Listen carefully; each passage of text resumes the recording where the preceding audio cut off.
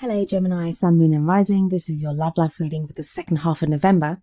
I'm using a different format this time for the readings. There is an explanation in the description if you'd like to know what that is. But for now, let's get on with your reading. First card that comes up is an amazingly wonderful card. It's the Nine of Cups. Nine of Cups, also known as the Wish card. If you have a question about your love life, then this card would be a resounding yes. It's happiness, it's joy, it's receiving what your heart desires. Now, as much as I would love to, I'm not saying that Geminis, every single one of you, are going to get exactly what you want. Some of you will, some of you are going to. But this is more about right now, you may be laser focused on what it is that makes you happy.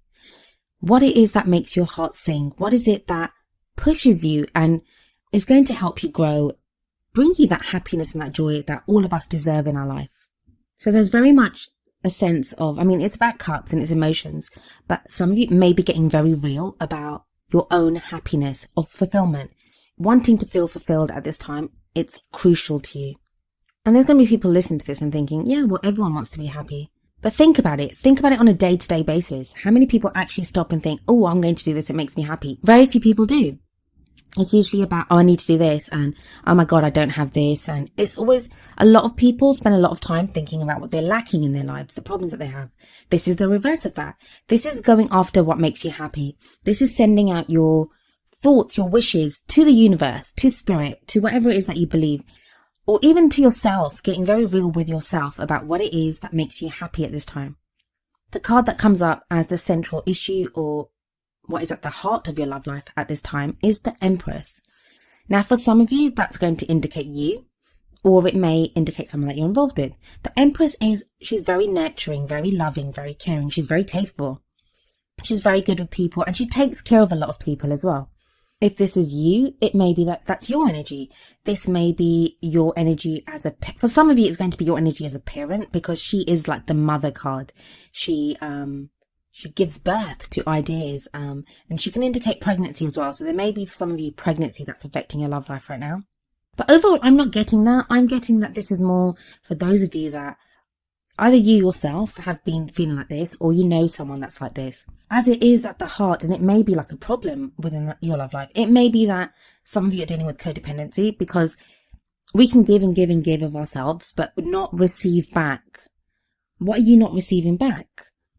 If you're taking care of someone, or you've been looking after your partner, or just people in general, are you being taken care of? Or not even by other people. Like, we don't always need to be taken care of by other people. Are you taking care of your own needs? Are you looking after yourself? Are you giving yourself the same love and compassion that you offer to other people? The card that comes up as the past energy is Judgment. A lot of you Geminis have gone through so much transformation, especially maybe from the beginning of November. I'm doing this reading at the beginning of November. So these may be energies that are coming in from October, or even from months before that. But this has been definitely a period of transformation for you, of change, of just seeing what has been there.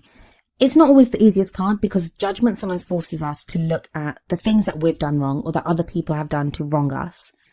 And it's about forgiving and just drawing a line under things and moving forward. This can sometimes indicate maybe people that have come back into our lives, or just old problems and issues that crop up and that we're now forced to deal with. But you've done this, and those things have transformed you. There's always an angel depicted in these cards, and that represents protection and guidance. So there is protection there is guidance there, and you've felt strong enough to change and to move forward. But for whatever reason, right now we have the Eight of Swords. So even though you've been going through this time of change and transformation, you now feel stuck. You now feel this Eight of Swords energy. And Eight of Swords is not seeing a way out, not knowing what changes to make next.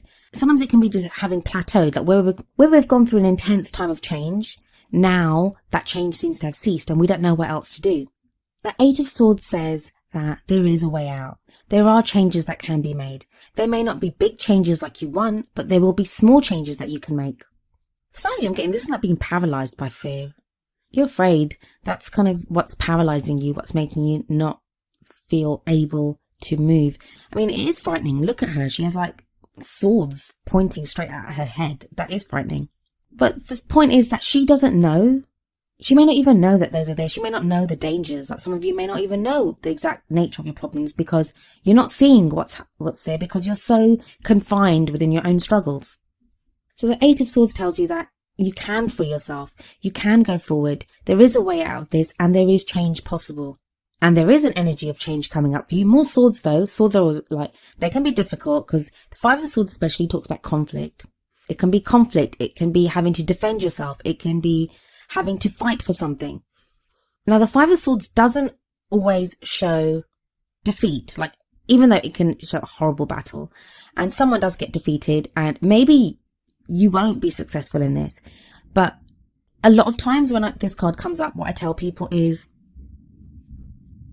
if you're fighting for something, keep everything above board. Don't resort to dirty tactics or, trying to manipulate to get your way. So that's the first thing, try to keep everything above board. But the other message is pick your battles wisely. Think very carefully about this thing that you're going to fight for or you're moving forward with. Is it worth it? Because it may end up costing you a lot more, making the victory, any kind of victory that you get out of it, an empty victory. So it may cost you mentally, emotionally, psychologically, it may cost you more than you're willing to give up. So at the end, you may technically win or technically get what you want, but it will be empty. You won't have that feeling of having succeeded. With the Eight of Swords and the Five of Swords, I think very much this is influenced by the Nine of Cups. And that seems like a very strange thing to say, if you know how wonderful the Nine of Cups is. But the Nine of Cups can be too much of a good thing as well. It's when you receive everything that the heart desires, sometimes it can make us greedy. It can be too much for us. So when you get a taste of that, everything that you want, maybe that's what's making you fight so hard for it, that, you're fighting this battle that you shouldn't maybe you need to just let it go and just take a step back from it. But because you've had that taste of it and because you want it so bad, you can be fighting for something that maybe is not worth fighting for. The other thing, why you might be feeling stuck right now is it's that frustration of knowing exactly what you want. And I think for the longest time, Gemini, you've not known what you wanted. That's kind of been the problem. You've not known what dream you had. You've not known what to go for.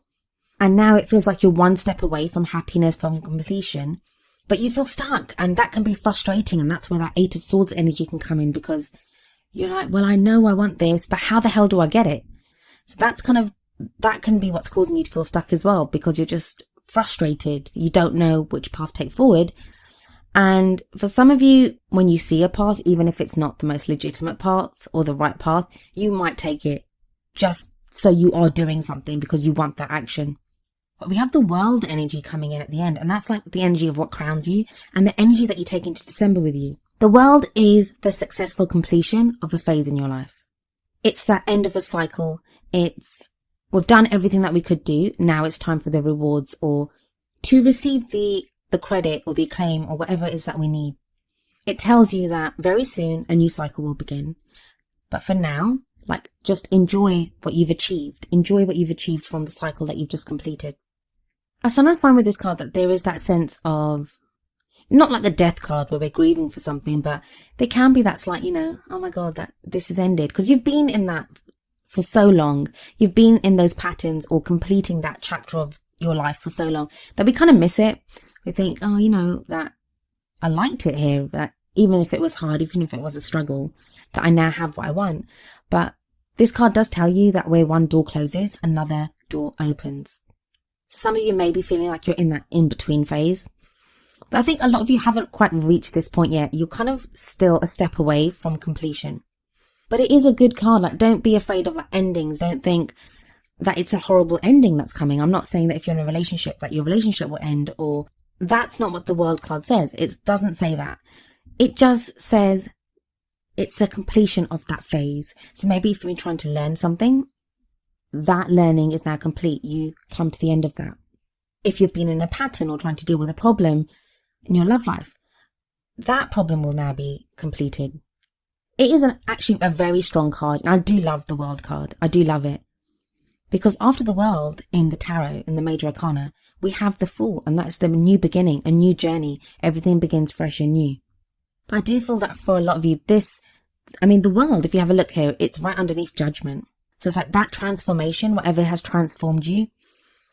Look at it this way. The Judgment card is the is the learning that you had. You were changed, you were shown something, you were taught a lesson, and you learned a different aspect of yourself or how to be in your love life.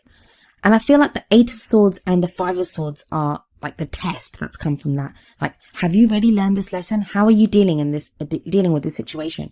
Are you resorting back to old patterns, or are you going forward? Are you fighting for what you want?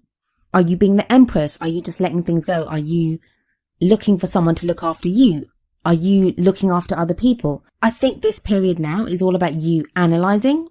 And Geminis, we know how much you love to analyse. You have those lightning quick brains, and you may be now trying to figure out, well, how does this kind of work with what I've learned about myself and how I've changed? How does this work with what I want, with the Nine of Cups, with my wishes, the things that I want fulfilled in my life? And I kind of feel like this end hurdle, or once you kind of deal with this tangled mess that's going on, that's going to be that sense of completion. When you reach that point, you'll be so happy that you so proud of yourself that you went through it and did it, and then you'll be able to move on to something new. An interesting card that you got for your Oracle card from the Romance Angels deck, and that is Passion. Card says, allow your heart and soul to sing with joy. That's very much the Nine of Cups energy. And that passion, it doesn't have to just be for our love lives. It can be a passion for a hobby that we're interested in, work, like all areas of our life. When we fix one area, it kind of spills over into other areas. So you may have that passion now. Maybe a lot of you lacked any kind of passion. Like, you didn't know what you wanted. You didn't know where you wanted to go. You didn't know what direction to move in. But now just the fact that you have that passion, that's a huge thing. And that relates so much, as I said, to the energy of the Nine of Cups. Allow your heart and soul to sing with joy. Just be happy that you're happy. Be happy that you want things. Be happy that you have these wishes, that you have these dreams that you will make come true. You will move towards them. And you will enjoy the journeys towards fulfilling these dreams. The card that came up from the Wisdom of the Oracle deck is Time to Go, number 45. I'll read the meaning from the book for you. The essential meanings are endings, completion, walking away from something because there is nothing else to learn or experience. The relationship message says, it's over, or at the very least, the form this relationship has taken is no longer of service to you or the other person. This is a time of letting go, of knowing that the journey has come to its conclusion. That doesn't mean anything is lost. Although this card could speak to a breakup, drifting apart, or the end of a soul contract, it is more about release than destruction. Remember the saying, if you love something, let it go. If it comes back, it's yours. If not, it never was. Endings are always a sign of new beginnings. If you want something deeper, walk away. So this Time to Go very much echoes the World card. I feel for some of you that walking away is going to be from the Five of Swords energy. I think something will come up, or something might even be coming up now for you, depending on when you watch this video, where it's that one challenge too many and you think, you know what, this is just not worth it. I don't want to do this anymore. For some of you, that's going to be in a relationship. Some of you will be walking away from people. For others of you, just be a way of thinking, a way of doing things. I know it doesn't sound like it. It's actually a really good reading. Like, you have the Nine of Cups coming at the beginning and the World at the end, and that Time to Go. And what's the point of us doing anything? We want to get to a point of completion. We want to begin. We want new experiences. We want to be fulfilled. And that's kind of the promise that's in the World, or the Time to Go. We're here to learn as much as we can, to gain as much knowledge, to grow as people. And this growth cycle, or this, whatever you've been trying to learn, you've learned it. You've grown. It's time to move on to something new. It's time to go to a new lesson.